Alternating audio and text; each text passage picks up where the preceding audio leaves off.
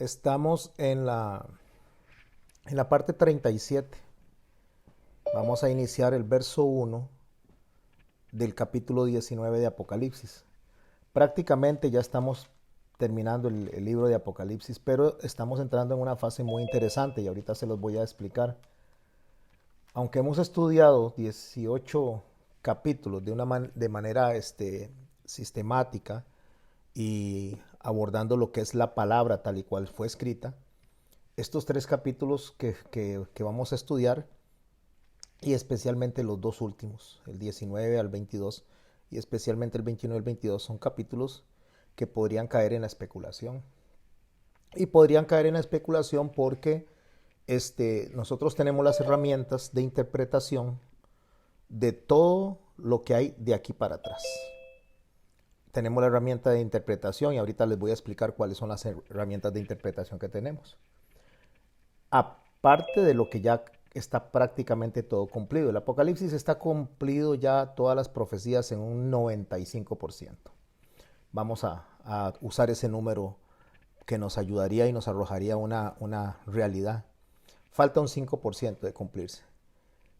Mucha gente critica a los intérpretes del Apocalipsis del primer siglo, tal vez del siglo 100, el siglo 15 también, pero es que ellos no tienen lo que tenemos nosotros. Nosotros tenemos el cumplimiento de muchísimas cosas, como Israel cuando fue nación independiente, como las persecuciones que se dieron del Holocausto, como lo que estamos viendo ahora nosotros, este acontecer que nos arroja a nosotros cada cumplimiento profético de lo que se estableció para los últimos tiempos.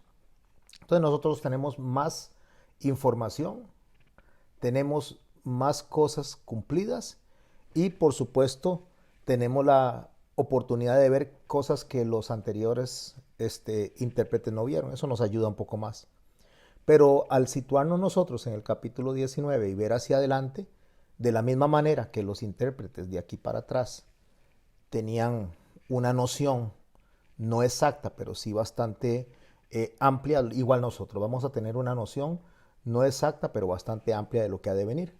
Eso incluye lo que nos falta de estudiar, que sería el milenio. Y en el milenio tenemos que tener mucho cuidado a la hora de interpretar, tenemos que agarrarnos muy bien de las herramientas hermenéuticas y agarrarnos muy bien también de lo que es las bases que nos dejó todo el Antiguo Testamento y lo que nos dejaron los libros del Nuevo Testamento que preceden al libro que estamos leyendo. Entonces, así, con esta pequeña explicación, entramos al verso 1 del capítulo 19 para iniciar la parte 37 de este hermosísimo libro. Y el texto empieza diciendo: después de esto, oí una gran voz de una gran multitud en el cielo. Antes de empezar a explicar este verso y los subsiguientes, deseo que le prestemos atención a lo que dice después de esto, devolviéndonos prácticamente a la primera o segunda clase que estudiamos nosotros. No lo voy a explicar todo, solo es una especie de repaso rápido, un esquema que por cierto lo puse en el grupo. Este esquema nos ayuda a nosotros a poder ver cómo se lee el Apocalipsis, porque el problema que ha existido con el paso del tiempo es que la mayoría de las personas leen de una manera lineal o cronológica el Apocalipsis, y lo mismo que muchos eventos de la Biblia. Y la Biblia no se lee de manera lineal o cronológica, de hecho la Biblia no está acomodada cronológicamente. Les había explicado en las primeras tres clases que el último libro del Antiguo Testamento es Nehemías, no es Malaquías. No voy a dar toda la clase con respecto a eso, pero después de Nehemías, todos los libros que están desde Nehemías hasta Mateo están insertos antes de Nehemías en cuanto a tiempo cronológico. De la misma manera, el Apocalipsis no se lee de manera lineal, sino que se lee como por capas. Se lee de la siguiente manera. En el capítulo 1, capítulo 2, o voy a empezar solo el capítulo 1. En el capítulo 1 habla del testimonio, habla del mensajero y habla del carácter del mensajero y del carácter del mensaje. Eso habla en el capítulo 1. Les aconsejo a los que no estuvieron en las primeras clases que se vayan a las primeras por lo menos 3 clases que están ahí en YouTube para que puedan ver lo que estoy diciendo de manera más amplia.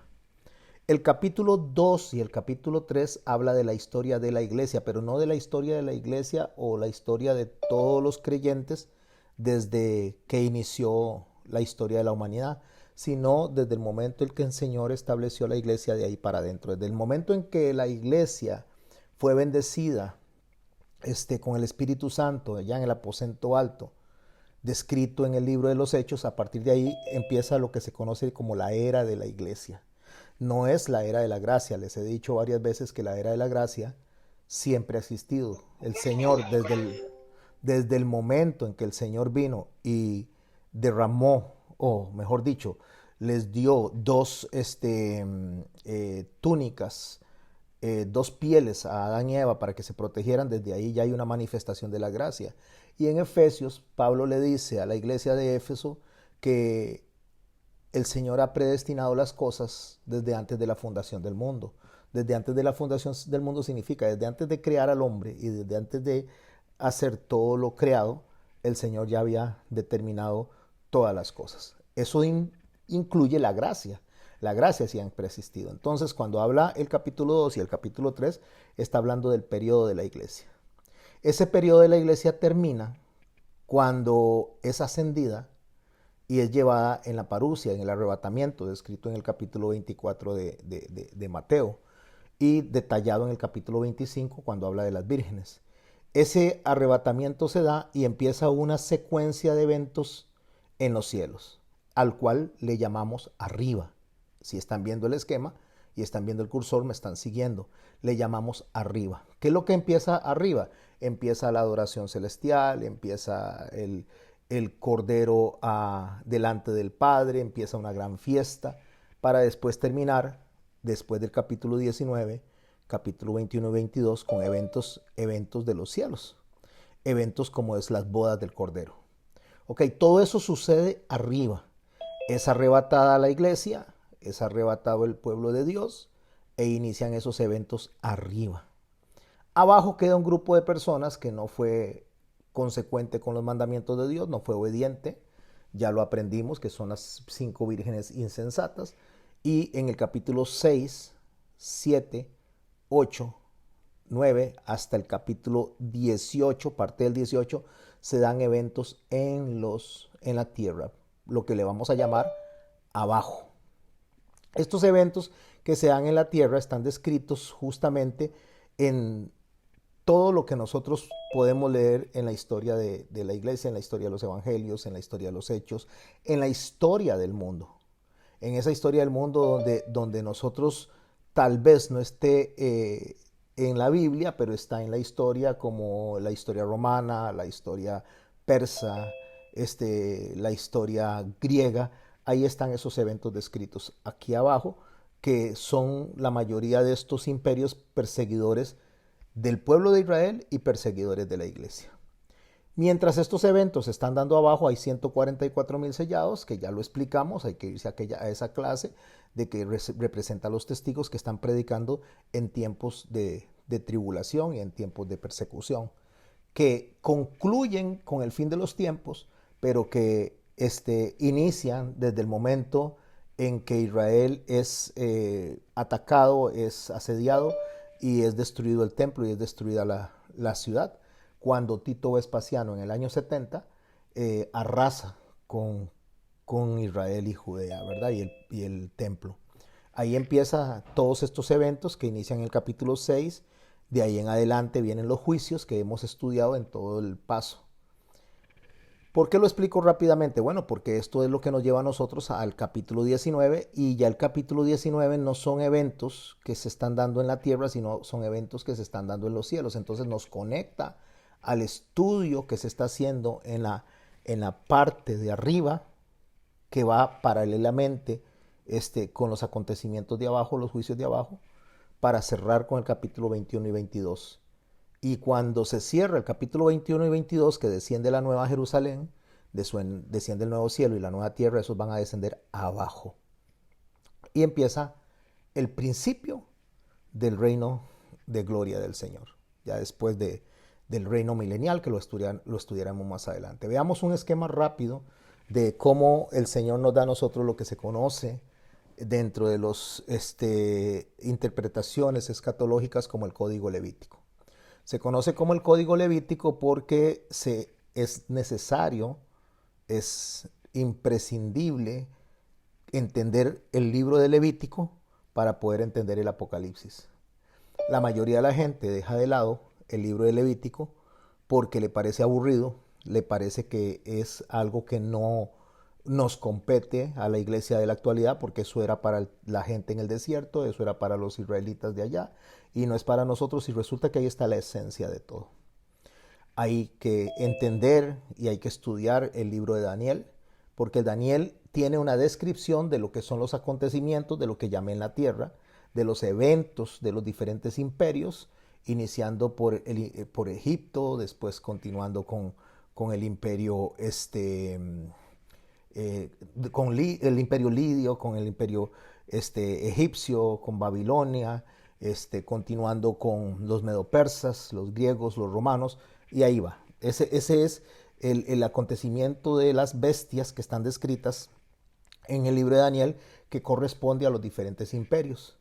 Y en la estatua de Nabucodonosor, o la historia de Nabucodonosor, que son los eventos que suceden abajo, en su figura están descritas cada una de estos imperios o cada una de estas bestias, como lo llama el libro de Daniel, porque la bestia significa a un sistema de control, un sistema de dominio que se compone de seres humanos utilizando las herramientas que tienen a mano, como es el dinero, la economía, como es los militares para las guerras, como es la cultura, todo lo que pueden utilizar para controlar el mundo.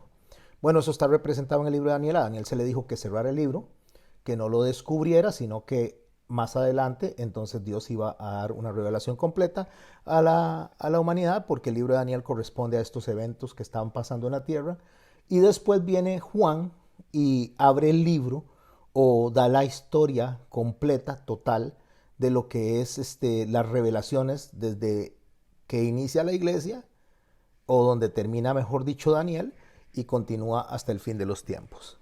Los dos, entre Daniel y Juan, tienen básicamente toda la revelación completa de las profecías mesiánicas, de las profecías de los últimos tiempos, de las profecías del reino de los cielos, todo entre los dos lo tienen todo completo.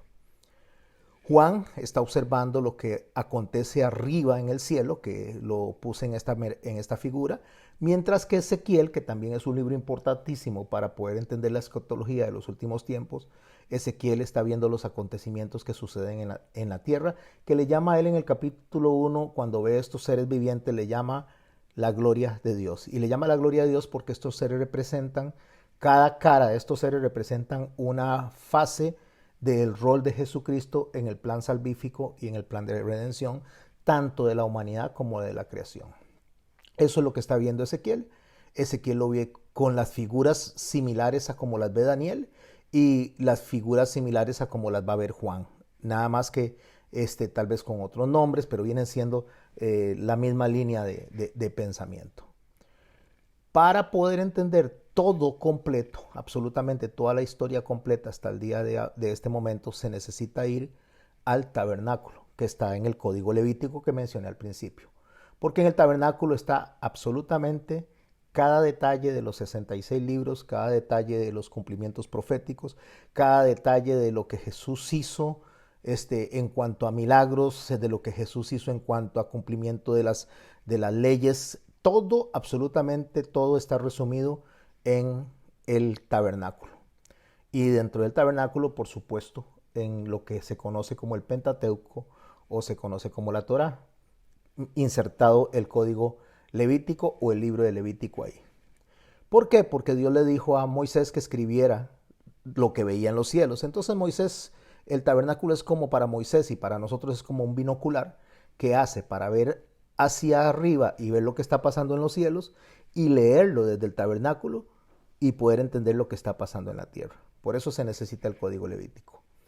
No Voy a seguir profundizando en esto, ya lo expliqué al principio cuando empezamos a leer este libro, pero sí era necesario llegar al punto donde el verso 1 dice, después de esto oí una gran voz de una gran multitud en el cielo.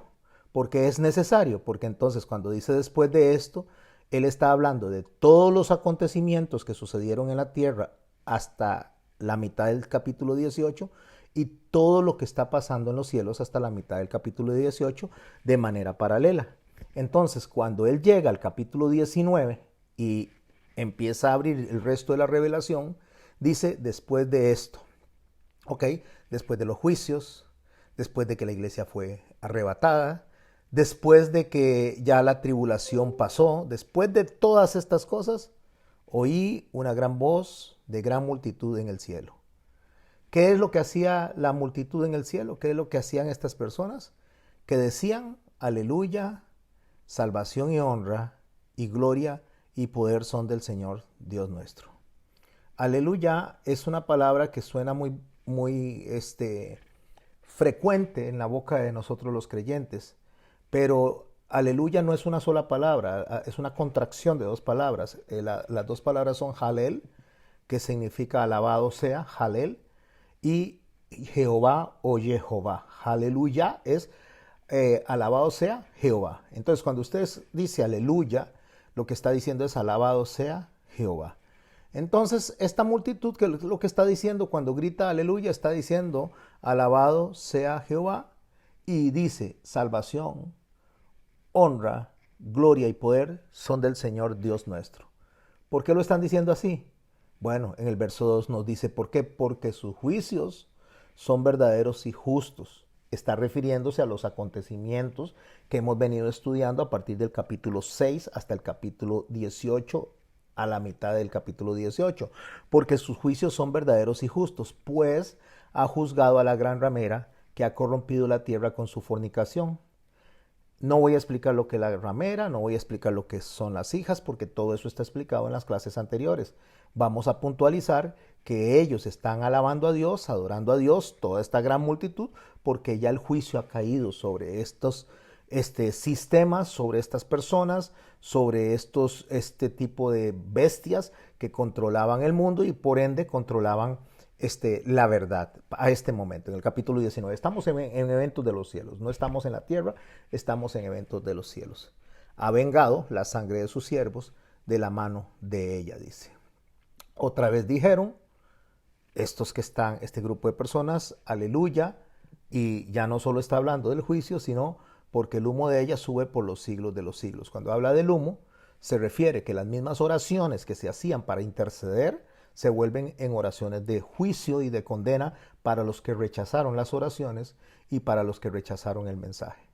Cuando esto está pasando, cuando sube por los siglos de los siglos, que lo que quiere decir es eternamente o para siempre, esas oraciones que eran de salvación para muchos, que eran de bendición para muchos, se está convirtiendo en juicio en este momento para los juzgados, que son la ramera, que son todas estas personas que están dentro de un sistema del anticristo.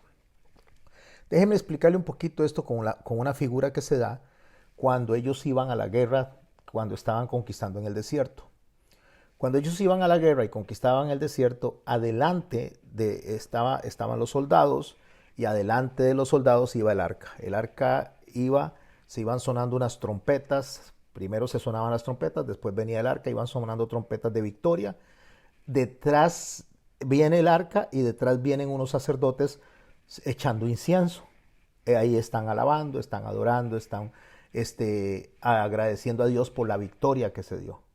Ese incienso que se echa se viene hacia atrás porque ellos van en avance y entonces el viento se trae el incienso para atrás y le llega primero el incienso un olor a los soldados que hicieron la guerra y que capturaron a todos los que vencieron. Les llega ese olor y es un olor de alegría, es un olor que produce alabanzas a Jehová, agradecimiento por la victoria. Pero más atrás de los soldados vienen los capturados en la batalla. Esos capturados que vienen atrás en la batalla, esas personas que vienen atadas, que vienen tal vez o encadenadas o amarradas, reciben el mismo aroma, El mismo incienso que están recibiendo los de adelante lo reciben ellos, solo que a ellos les produce tristeza, a ellos les produce dolor porque han sido capturados. La escena que estamos viendo nosotros en el Apocalipsis capítulo 19 es esa.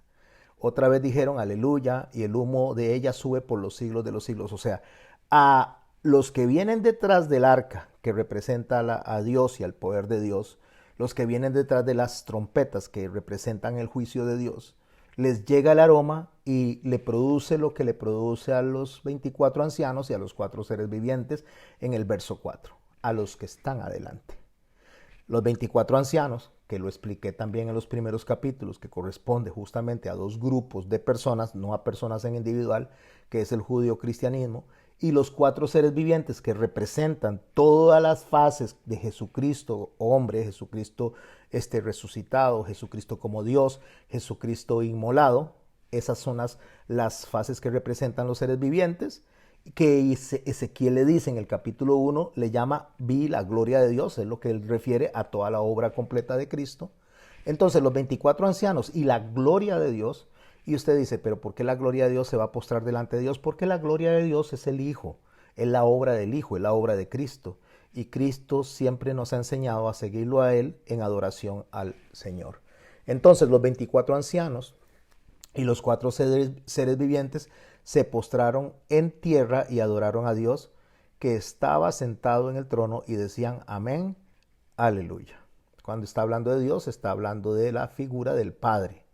El verso 5 dice, y salió, y ese y tienen que prestarle mucha atención, por eso lo puse en rojo, porque una vez que ellos vienen caminando, vienen desfilando, es la figura del desierto, es la figura levítica, es lo que vemos en el código levítico, vienen adorando, vienen cantando.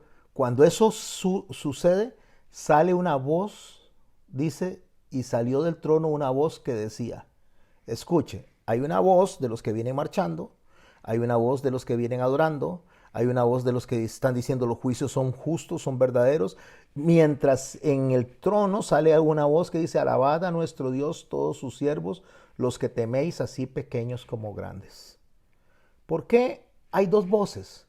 Porque unos son los que están saliendo de la tribulación, que van marchando en el desierto, que es la figura de la conquista, que es la figura de haber recibido la posibilidad de ver el juicio justo de Dios sobre la gran ramera, sobre la tierra, sobre los detractores de Dios. Esas voces van cantando, van adorando y van diciendo aleluya. Y los que están en el trono, cerca del trono, los que fueron arrebatados, los que fueron llevados, están cantando también, están diciendo alabad a nuestro Dios, todos sus siervos y los que teméis, así pequeños como grandes. Gocémonos, dice la voz que suena desde arriba, gocémonos y alegrémonos y démosle gloria, porque han llegado las bodas del Cordero. Eso nos pone de frente automáticamente a lo que vamos a ver nosotros ya más adelante, cuando ya se da la conclusión en el capítulo 21 de toda la obra redentora de Cristo. Antes tiene que haber un intermedio, y ese intermedio es el milenio. Lo explicaremos cuando llegue a ese momento. Entonces dice, porque han llegado las bodas del Cordero y su esposa se ha preparado. ¿Quién es su esposa? La iglesia se ha preparado. ¿Cómo se ha preparado? Se ha preparado los que antes en el Antiguo Testamento estuvieron fieles al Señor, murieron por la causa del Señor. Está todo descrito en el capítulo 11 del libro de los Hebreos, cuando habla de esos testimonios de esas personas, algo que vamos a estudiar nosotros una vez finalizado esto de Apocalipsis. Vamos a entrar a estudiar el capítulo 11 de Hebreos, que nos puede tomar unos 6 meses estudiando solo ese capítulo, porque vamos a estudiar cada persona individualmente, por qué está ahí en ese capítulo y la razón por la cual el Señor quiere enseñarnos a nosotros, en medio de vasos frágiles de individuos humanos que fallaron, que se equivocaron, porque Él los incluye en un capítulo al cual se le llama el corredor o la sala de la fama de la fe, se le llama actualmente, donde están los representantes de la fe. Eso lo vamos a estudiar cuando terminemos Apocalipsis, si Dios lo permite, dentro de unas 4 semanas, 5, iniciaremos con esos estudios. Así que vayan y estén leyendo el libro de Hebreos, principalmente el capítulo 11 y 12. Entonces dice, porque han llegado las bodas del Cordero y su esposa se ha preparado en el Antiguo Testamento, todos esos que murieron ahí, los que fueron y estuvieron listos, preparados para cuando vino la parusia, el arrebatamiento, y fueron llevados con Cristo, son parte de este grupo de personas, y los que murieron durante la tribulación, que también son parte de este grupo de personas. Esos que están ahí, que están descendiendo, que están con Cristo, que están con el Señor preparados para las bodas del Cordero, dice que su esposa se ha preparado. En el verso 8 dice, y a ella, a la esposa, a la iglesia, se le ha concebido que se vista de lino fino, lino limpio y resplandeciente. Les expliqué en una de las clases, solamente lo que hago es tirar un rápido recuerdo para no dar toda la clase completa, que el lino fino sale de las ramitas que se sacan de una planta de lino, que cuando se procesa, se sumerge en agua y hay un proceso que se le da, ella cambia un color oscuro, suelta un aroma pestilente, pero se está lavando, se está llevando en un tratamiento hasta que llega el momento en que sale blanco y sale totalmente limpio. Eso demuestra o enseña la figura de la iglesia en el proceso que ha tenido para prepararse para este momento. Y cuando hablo de la iglesia, repito, estoy hablando de la iglesia en el Nuevo Testamento y estoy hablando de todos los que se han sumado desde el Antiguo Testamento, que son justamente las dos figuras que aparecen en Ezequiel, en la mano de el palo de Judá y el palo de Efraín, que representan al judeocristianismo. Esos dos testigos que todavía están durante la tribulación predicando. Entonces estas personas se han vestido de lino fino y resplandeciente, o sea, lo cual significa que han sido santificados, han sido purificados, porque, ¿por qué se santificaron? ¿Por qué se justificaron? El texto lo dice, porque el lino fino es las acciones justas de los santos, porque hicieron como a Dios le pareció, porque fueron obedientes, porque siguieron las reglas que Dios estableció, no las reglas humanas, porque no se sometieron a los sistemas, sino que muchos murieron por la causa de Cristo. Y dice el verso 9, y el ángel me dijo, escribe, bienaventurados los que son llamados a la cena de las bodas del Cordero. Los que son llamados es los que son llevados a la cena de las bodas del Cordero, los que son invitados a la cena de las bodas del Cordero, porque esa es ya la conclusión de todo lo que está aconteciendo. El matrimonio entre el Cordero, que sería Jesús o es Jesús, y su iglesia. De ahí que en los cielos y durante el milenio, las personas que hemos sido transfiguradas, que hemos sido glorificadas, tanto los que mueren en ese momento como los que se hace durante la parusia o la tribulación, no nos damos en casamiento ni se dan en casamiento porque somos la novia. O sea, no nos podemos casar ni nos vamos a casar entre nosotros porque estamos para casarnos con Cristo. Eso lo explicaré en su momento. Son pequeños detalles que yo puntualizo para que ustedes vayan montando en su mente el esquema, el cuadro. Es como agarrar con un Lego y empezar a armarlo hasta que se vea la figura.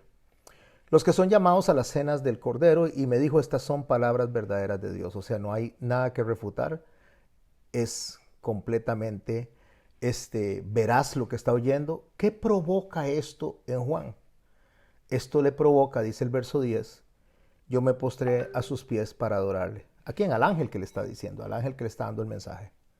Y él me dijo, y aquí es donde nos damos cuenta que el que le está diciendo el mensaje en ese momento no es Jesús, porque el ángel le dice, mira, no lo hagas, yo soy consiervo tuyo y de tus hermanos que retienen el testimonio de Jesús. Ahí está claro que el ángel es un ángel poderoso que está dando el mensaje, que le está enseñando a él, que le está describiendo, que le está interpretando. Y cuando él ve esa maravilla, Juan cae postrado ante sus pies y él le dice, no te postres delante de mí, adora a Dios, porque el testimonio de Jesús es el espíritu de la profecía. Eso es muy importante entenderlo. El testimonio de Jesús es el espíritu de la profecía. Un día de estos, en el grupo, el hermano Max hizo la pregunta y pues le mandé solo lo que tenía aquí en mis datos para esta clase, porque el testimonio de la profecía lo que significa el testimonio de Jesús es el espíritu de la profecía, así literalmente, significa que es una afirmación teológica porque Jesús es el cumplimiento de todo lo que se profetizó, lo que acabo de decir que se dio en el Antiguo Testamento, tanto en los profetas, tanto en los salmos, tanto en los libros sapiensales, o sea, en los escritos de Moisés, en todo eso apuntaba a Jesús. Entonces, el espíritu de la profecía, o que Jesús es el testimonio del espíritu de la profecía, es porque Él es el cumplimiento. Porque todas las profecías del Antiguo Testamento apuntaban a su venida la primera vez y apuntan a su venida la segunda vez. Todas se cumplieron y todas las que faltan se van a cumplir, que las que faltan por cumplirse son muy pocas. En Jesús está el espíritu de la profecía porque personifica la encarnación del cumplimiento de todas las profecías mesiánicas del Antiguo Testamento y todas las profecías justamente que se están cumpliendo una vez que se cierre el libro del Apocalipsis en toda su dimensión. Por eso Él es el espíritu de la profecía. O sea, Jesús es porque el testimonio de Jesús, o sea, lo que Él hizo es el espíritu de la profecía, es algo así como decir, es el espejo, es lo que nosotros logramos ver, es una sombra de todo lo que iba a pasar. Entonces, dice el verso 11, vi en el cielo, cuando Él ve todo eso, se levanta, están los ángeles adorando, están los ancianos adorando, están los creyentes adorando, están los redimidos adorando, está todos los cielos en una pura fiesta, en un puro fiestón. Y cuando eso pasa, dice, entonces vi el cielo abierto y aquí un caballo blanco y el que lo montaba se llamaba Fiel y Verdadero y con justicia juzga y pelea. Aquí vamos a hacer una pausa. Y le voy a decir que estamos haciendo una pausa porque recuerde que está hablando de eventos de los cielos. Pero en la tierra todavía está pasando algo, que es ya lo último de la tribulación. Hay gente que ha muerto, que está aquí arriba con Cristo. Hay gente que ha sido decapitada, que está arriba con Cristo. Más adelante lo describe el texto. Hay gente que ha sido glorificada, transfigurada ya y ya tiene su cuerpo glorificado. Pero hay otra gente que está en ese proceso todavía. Entonces vi el cielo abierto y aquí un caballo blanco y el que montaba se llamaba Fiel y Verdadero y con justicia juzga y pelea porque está listo para venir a terminar la última batalla. La última batalla antes de qué? Antes del gobierno eterno que se va a dar durante el milenio. No, el gobierno eterno no, perdón, déjeme corregir eso. Antes de un gobierno o un reino milenial que se va a dar antes del reino eterno. Ahora sí. Él va a venir a pelear para tomar lo que a él le corresponde, para gobernar, reinar y toda la tierra desde Jerusalén, que es una profecía que no se ha cumplido. Hay muchas profecías que no se han cumplido y no es posible que se cumplan a menos que sea durante el milenio. Nunca, hasta el día de hoy, Jesús ha gobernado toda la tierra desde Jerusalén, nunca. Me refiero nunca en cuanto a que el Espíritu Santo ha venido a nuestras vidas, nos guía, pero sigue el mundo de maldad sometiendo a la humanidad y no hay un gobierno total del Rey, de nuestro Señor Jesucristo. Voy a hacer una pausa para explicar algo acá porque hay que tener mucho cuidado a la hora de interpretar cuando algo es eterno y cuando algo es sempiterno. Porque por error muchos agarran lo sempiterno y lo confunden con lo eterno. ¿Qué es lo eterno? Lo eterno es algo que no tiene principio ni tiene fin. O sea, no se puede decir, no es correcto decir la eternidad pasada o la eternidad futura. Eso no es correcto decirlo. Porque no existe eternidad pasada y eternidad futura porque en la eternidad no hay tiempo. O sea, la eternidad no tiene tiempo. El tiempo está establecido para nosotros. Entonces, en nosotros, en el tiempo de nuestra tierra, donde nosotros vivimos, se establece un reino sempiterno que inicia con David. Se corona con Cristo cuando Él viene, muere y resucita, y ese gobierno sempiterno es el reino de la tierra, de Dios en la tierra. Cuando dice Emmanuel, Dios con nosotros, empieza con Jesucristo en la resurrección, que se le llama los últimos tiempos. El Señor prepara un lugar para nosotros, Él desciende, hace un gobierno milenial dándole continuidad al gobierno sempiterno, y después queda por siempre el gobierno eterno. Y el gobierno eterno, o mejor dicho, el reino eterno, porque ya queda dentro de, ya se quita el tiempo, se elimina lo que para nosotros nos rigen como fechas y como fiestas, todo eso se quita. Hasta ese momento se quita lo que son las fiestas, porque entonces empieza ya algo que no tiene fin. Pero lo sempiterno, y ahí es donde hay que tener cuidado, lo sempiterno es algo que tiene un principio y no tiene fin. Ejemplo, les voy a poner un ejemplo. Dios es eterno, no tiene principio, no tiene fin. Usted y yo somos sempiternos. El alma, cuando es puesta, tiene principio, pero no tiene fin. Por lo cual significa que vamos a vivir con Cristo o van a estar en el infierno quemándose eternamente los que no hicieron lo que Dios demandó. Eso es sempiterno. En el caso de Jesús, Jesús es coronado como rey sempiterno, aunque también es rey eterno. Déjeme hacer esa diferencia, porque hay que tener mucho cuidado a la hora de nosotros decir algo y de explicar algo. ¿Por qué Él es rey eterno? Porque Él es Dios, y Dios eternamente gobierna. Porque Dios eternamente es Dios y nadie le quita eso a Él.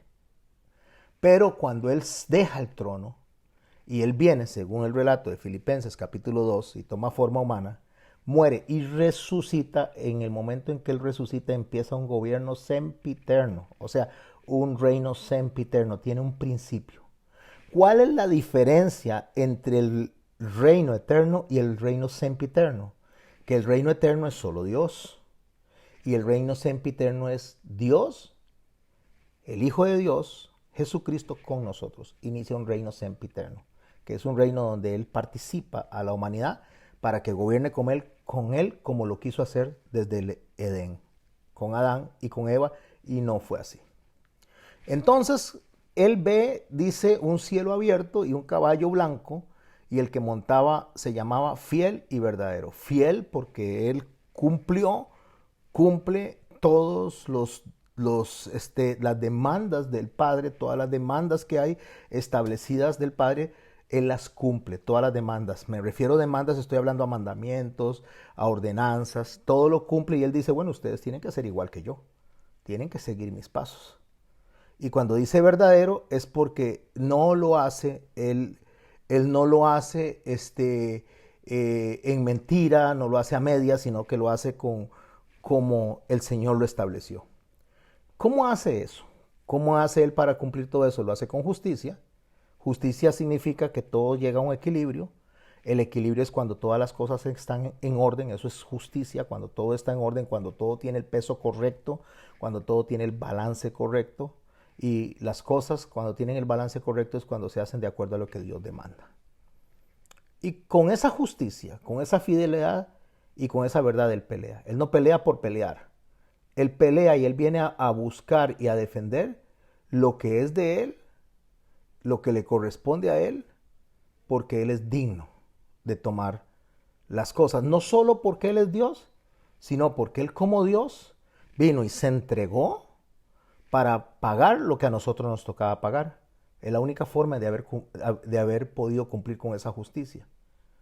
Entonces, cuando Él hace eso, entonces Él viene y llama a sus siervos, Él llama a su iglesia, Él llama a todas las personas que le aman, Él llama a las personas que Él redimió para hacer un escrutinio. Sus ojos eran como llama de fuego y había en su cabeza muchas diademas. Para yo entender eso necesito irme a Levítico. En Levítico los sacerdotes, en el código levítico, se ponían una mitra, que es una especie de gorro, y frente a la mitra, en la frente, se ponía una lámina de oro que decía santidad a Jehová, lo cual significa que los pensamientos siempre tienen que estar destinados a adorar al Señor. Es lo que el Señor Jesucristo nos enseñó a nosotros cuando dice, oíste que fue dicho, no matarás, pero yo le digo que el que se enoje con su hermano ya lo ha matado o está sujeto a juicio. Oísteis que fue dicho, no adulterarás, pero aquel que codicia, o sea, que piensa en la mujer de su hermano, ya adulteró con ella en su corazón. Porque la ley que la gente dice que no se podía cumplir del Antiguo Testamento, no es cierto. La ley sí se podía cumplir. Lo que pasa es que la ley se podía cumplir de manera material.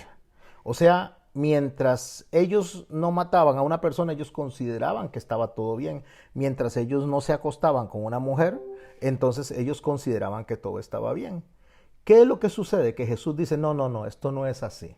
Esto, con solo en el pensamiento, ya estamos fallando. Si usted está pensando mal, si usted está en su pensamiento ahorcando a una persona, ya la ahorcó. Si usted está en su pensamiento, le está deseando mal a un hermano, ya se lo dio. O sea, el pensamiento, que es la ley del amor, que es la ley de cómo sentimos en nuestro espíritu hacia las demás personas, es más difícil de cumplir que la ley de Moisés.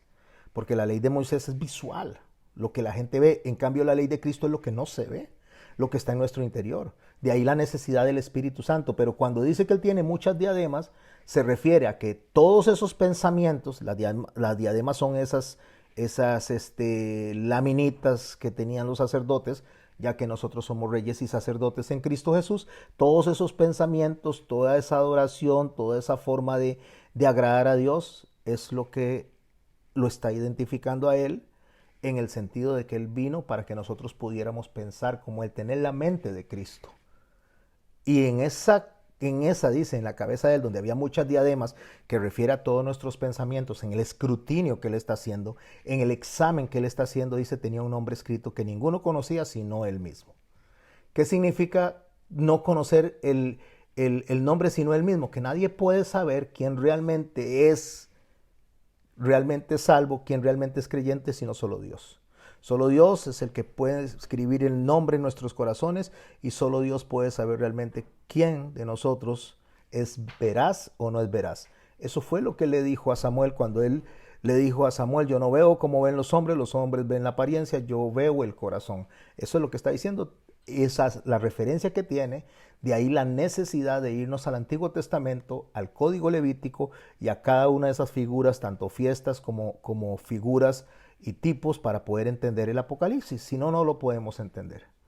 Y cuando sigue describiendo a este rey que viene a tomar la posición que a él le toca, que tiene su cabeza llena de los pensamientos de las personas, entonces le honra a estas personas que lo han honrado. Por eso la palabra de Dios dice que Dios honra al que le honra. Por eso es que cuando leemos el Apocalipsis estamos leyendo toda la Biblia. Estamos leyendo a Pablo, estamos leyendo a los evangelistas, estamos leyendo a los profetas. Todo está ahí descrito. Entonces, cuando él viene y está leyendo eso en el escrutinio que está haciendo, él viene y dice vestido, el verso 13, estaba vestido de una ropa teñida con sangre, y su nombre es, no su nombre será, sino su nombre es una ropa teñida de sangre, porque es la sangre suya la que hizo por la cual nosotros fuéramos redimidos, por la cual hace que nosotros seamos salvados, y su nombre es el Verbo de Dios. Aquí voy a hacer una pausa. Y voy a hacer una pausa porque esto no puedo dejarlo, aunque lo he explicado muchas veces, no lo puedo dejar pasar así tan rápido. Vamos a irnos a Juan. Juan está escribiendo el Apocalipsis y Juan escribió también en el capítulo 1 de su libro, a ver si me acompañan. A ver. En el capítulo 1 escribió la referencia por la cual podemos reconocer qué es lo que está poniendo él ahí. En Juan 1.1 dice así, ya lo he hecho en otras oportunidades este ejercicio, pero lo voy a hacer porque estamos, de nuevo lo voy a hacer porque estamos aquí leyendo este documento. Estaba vestido de ropa teñida en sangre y su nombre es el Verbo de Dios. Escuche lo que dice Juan 1.1. En el principio era el Verbo, y el Verbo era con Dios, y el Verbo era Dios. Este era en el principio con Dios. Todas las cosas por Él fueron hechas, y sin Él nada de lo que ha sido hecho fue hecho. En Él estaba la vida, y la vida era la luz de los hombres. La luz en las tinieblas resplandece, y las tinieblas no prevalecieron contra ella. Cuando nosotros venimos a Juan a leer, inmediatamente Juan nos remite al principio donde estaba el Verbo de Dios, que está mencionado aquí en el capítulo 13 de Apocalipsis 19. El Verbo de Dios, que en griego es el logos, es como, en la palabra griega es como hablar de un generador. Cuando usted agarra un generador, los que conocen de electricidad, yo no soy electricista tampoco, pero sí sé lo que es un generador lo que hace es que ya sea a través de agua, a través de viento, a través de combustible, él produce electricidad. Entonces del generador sale toda la electricidad, sale todo lo que tiene que ver eh, con esta, ¿cómo se llama? ¿Cómo se le dice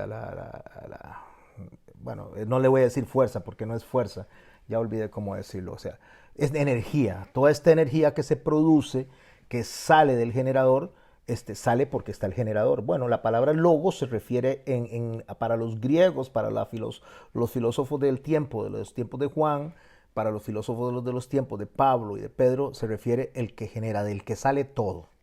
Nada sale de la nada, todo sale de algo. Y para efectos de los griegos, todo sale del logos. Entonces, ese generador se llama el verbo. Vamos a modificar un momento la palabra verbo antes de irnos al principio. Dice, vuelvo a leer Juan 1.1, cambiando la palabra verbo por la palabra Jesús. Y dice así, en el principio era Jesús. Y Jesús era con Dios. Y Jesús era Dios. Este era en el principio con Dios. Todas las cosas por Jesús fueron hechas, y sin Jesús nada de lo que ha sido hecho fue hecho. En Jesús estaba la vida. La vida era la luz de los hombres. La luz en las tinieblas resplandece, y las tinieblas no prevalecieron contra ella. Escuche lo que dice nuestro Señor, yéndonos en Juan 17, por eso es que quiero hacer la pausa aquí. Vámonos a Juan 17 cuando ya Él va a ser sacrificado. Escuche lo que nuestro Señor ora. En el verso 17 está la última oración larga de Él, antes de hacer oraciones cortas desde la cruz, pero está la última oración extensa. Dice en el verso 17, en el capítulo 17, verso 1 de Juan, dice así: estas cosas habló Jesús, y levantando sus ojos al cielo dijo: Padre, la hora ha llegado. Glorifica a tu Hijo, para que también tu Hijo te glorifique a ti. Como le has dado potestad sobre toda carne, o sea, le ha dado poder sobre toda la humanidad, para que dé vida eterna a todos los que me distes.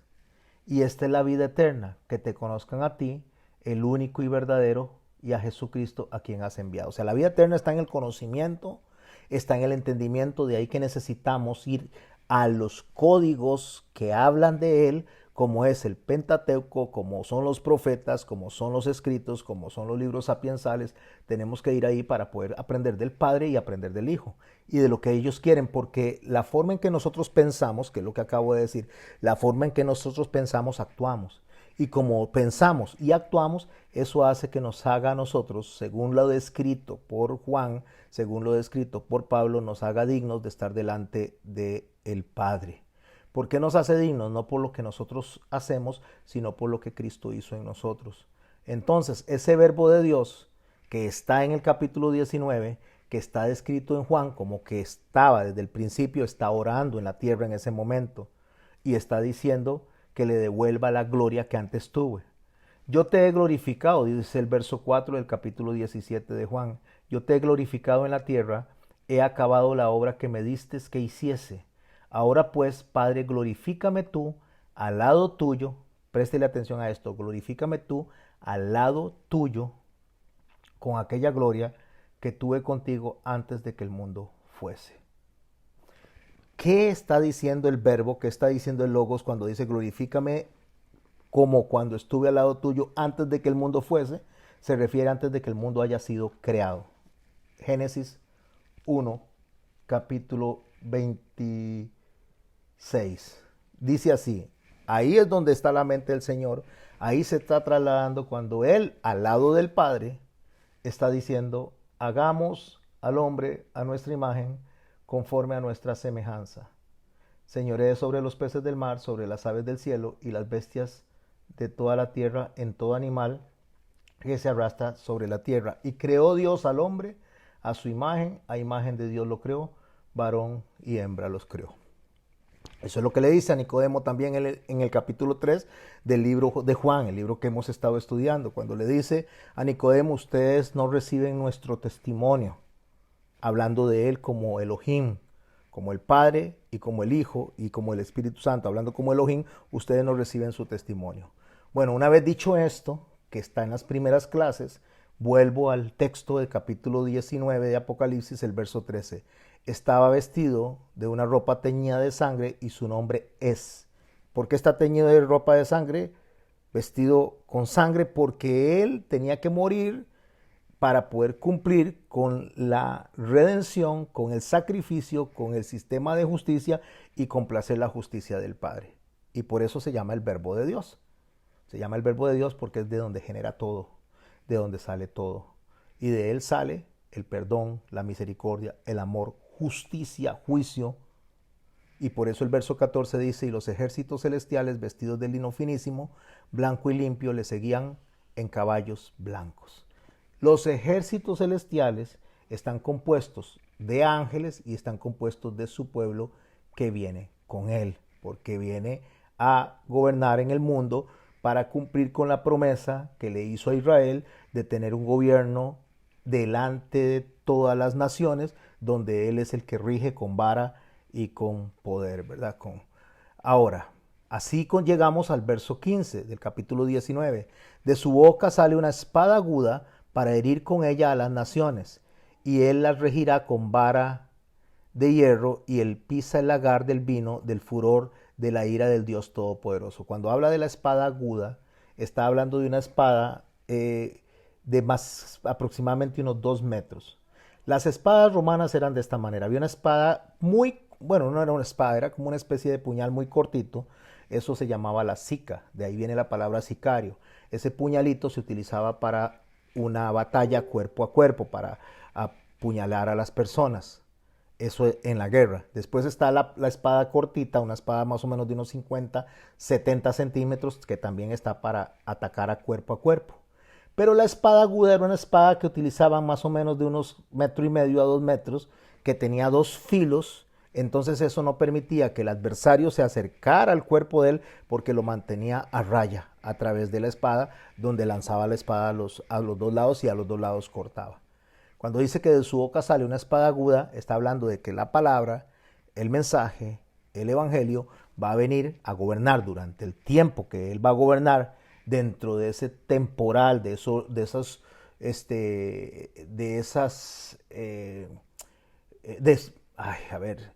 lo que él está haciendo, que está representado en el Sukkot, en la fiesta del Sukkot, como es el gobierno temporal en la tierra, como sucedió en el desierto, va a suceder durante el milenio. Él viene y durante el milenio va a gobernar, que es lo que está cumpliendo como promesa para Israel, porque él lo prometió y lo va a cumplir, a gobernar a todo el mundo con su palabra, con la espada aguda para herir a las naciones. Y él pisa el lagar del vino, del furor de la ira de Dios, del Todopoderoso, porque está hablando justamente cuando las uvitas se majaban, se le sacaba todo el juguito para producir el vino. Entonces lo que él está haciendo es terminando de cumplir con los juicios, estableciendo el fin de los juicios, para que salga lo mejor del vino, lo mejor de las uvas, que seríamos nosotros, los que venimos, no, los que quedaron abajo. Él viene a pisar, a sacar lo mejor, y eso es lo que va a suceder durante el milenio. El milenio va a representar la última extensión de la misericordia, la última extensión del tabernáculo, donde él va a venir y va a sacar lo mejor de los que quedaron en la tierra.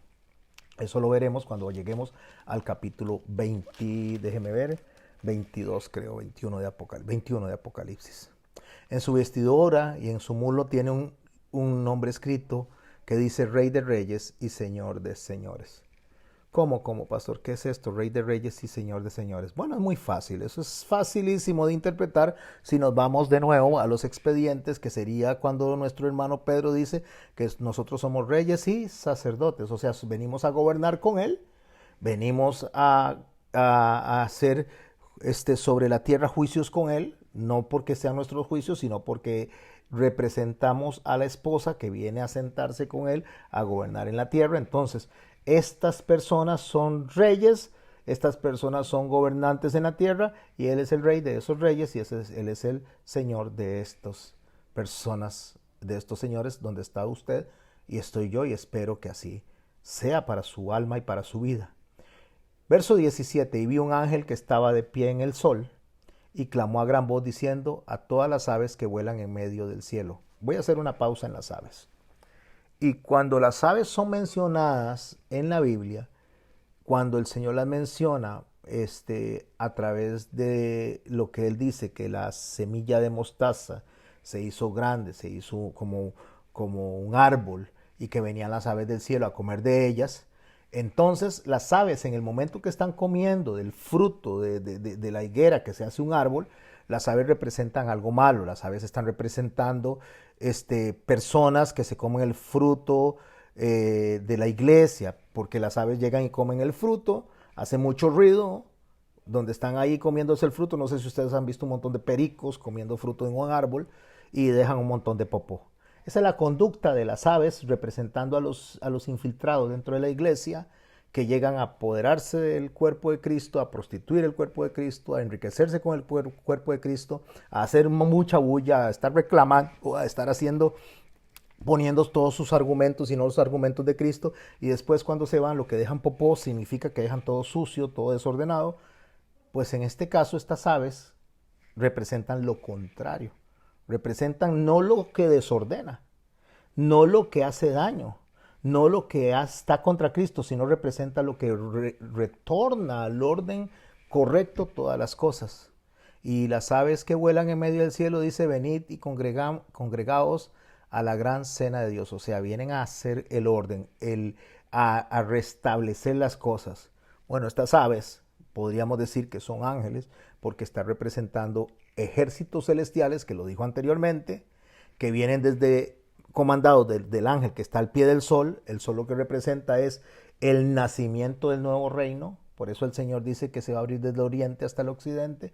El nacimiento de ese reino sempiterno, no eterno, sino sempiterno, en el cual el Señor viene y va a establecer que estas aves vengan a tomar posición en una guerra que se va a dar en la tierra después del milenio. Venid congregados a la gran cena de Dios, para que comáis carnes de reyes y de capitanes, y carnes de fuertes, carnes de caballos y de sus jinetes, y carnes de todos, libres y esclavos, pequeños y grandes. Está hablando de gente que está en la tierra, que va a ser conquistada, que va a ser gobernada, que va a ser dominada por este ejército celestial. Y vi a la bestia, verso 19, a los reyes de la tierra y sus ejércitos reunidos para guerrear. O sea, en lugar de arrepentirse, más bien se va de frente a pelear contra los ángeles, a pelear contra Cristo, a pelear contra todo lo que ellos están viendo descender ahí.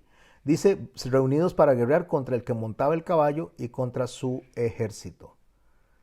Y la bestia, aquí es donde el Señor vence, ata a Satanás e inicia la proyección del gobierno milenial, que lo estudiaremos seguro en las próximas 2 semanas. Y la bestia fue apresada y con ella el falso profeta. La bestia es el sistema y el falso profeta es una persona, un individuo que está gobernando a través del sistema, que había hecho delante de ella las grandes señales con las cuales había engañado a los que recibieron la marca de la bestia. ¿A quiénes? A los que recibieron la marca de la bestia. ¿Cuál es la marca de la bestia? Pensamiento, pensar como la bestia. Si decimos que el código levítico es el que nos dice y nos enseña a pensar como Cristo, a tener la mente de Cristo, a decir santidad para Jehová, lo contrario, que sería el anticristo, nos hace pensar contrario a lo que Dios establece, a lo que Dios dicta, a lo que Dios pida. Entonces los que pensaron como el mundo, resolvieron como el mundo, entonces estas personas son las que recibieron la marca de la bestia y adoraron la imagen de la bestia. Estos dos, tanto el sistema, la bestia, fueron lanzados vivos al lago del fuego, a un lago que arde con azufre. Y los demás fueron muertos con la espada que salía de la boca del que montaba el caballo, y todas las aves se saciaron de las carnes de ellos. Se saciaron significa que vencieron, que ganaron la batalla. Aquí me voy a quedar porque después vamos a ver en el capítulo 20, vi un ángel que descendía del cielo con la llave del abismo y una gran cadena en la mano, ya a atar a Satanás por 1000 años, pero no lo voy a explicar porque primero no me da tiempo y segundo para que podamos conversar alrededor de este capítulo y ya nos quedan 20, 21 y 22. Con esto quedamos, vamos a conversar alrededor de esto, ojalá que la participación sea bastante efectiva como lo han hecho las últimas veces y que sea no solo efectiva, sino que salgamos todos bendecidos a través de esta participación. Repito, cuando inicié esto estamos ya por eventos que están por cumplirse, eso incluye la tribulación. Algunas personas exegetas dicen que la tribulación ya estamos en la tribulación. Podríamos estar en una pretribulación, pero no en la tribulación.